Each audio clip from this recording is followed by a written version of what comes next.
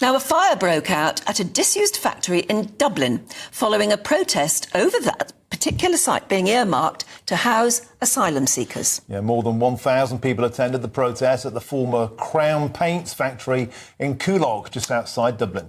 Well, we're joined now by GB News reporter Doogie Beattie, and this was a very, very alarming incident, wasn't it, Doogie? Did everybody sort of see this coming, or was it out of the blue? No, it's been ongoing for about the last 3 months, these protests about trying to keep asylum seekers being based into this Crown Paints factory. Coolock is a very working class area in the north of Dublin.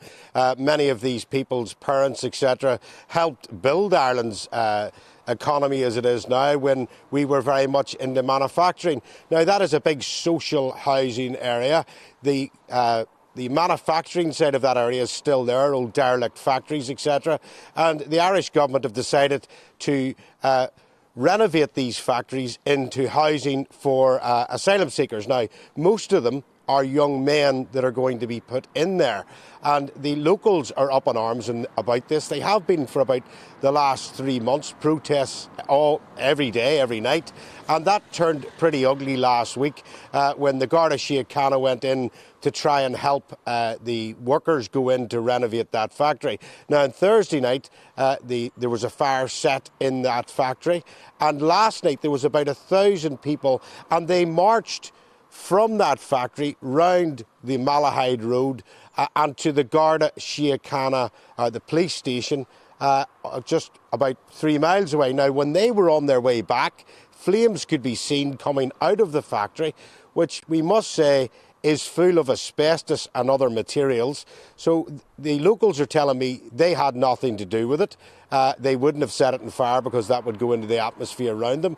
But what it did cause was a standoff with the guards, and sporadic trouble started at that stage between locals. Now, I've been covering this for a while or two, and the real sense of sorrow for me in this is because we have watched this in Belfast. I grew up with it for many, many years.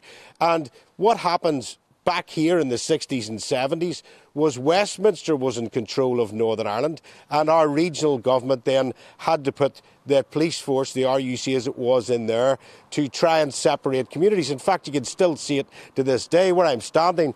This peace wall here goes through parts of the city, and that divides two communities, and the RUC were caught in the middle of it. First of all, trying to push one side, then the other, and in various places throughout Northern Ireland, the police force then became villainised by both sides of the community. What we're seeing in Dublin is Europe now treating the Dáil, the Irish Parliament, as a regional government and telling them how many immigrants they must take into them, and they are pushing them into working class areas, just like this one was back in the 70s.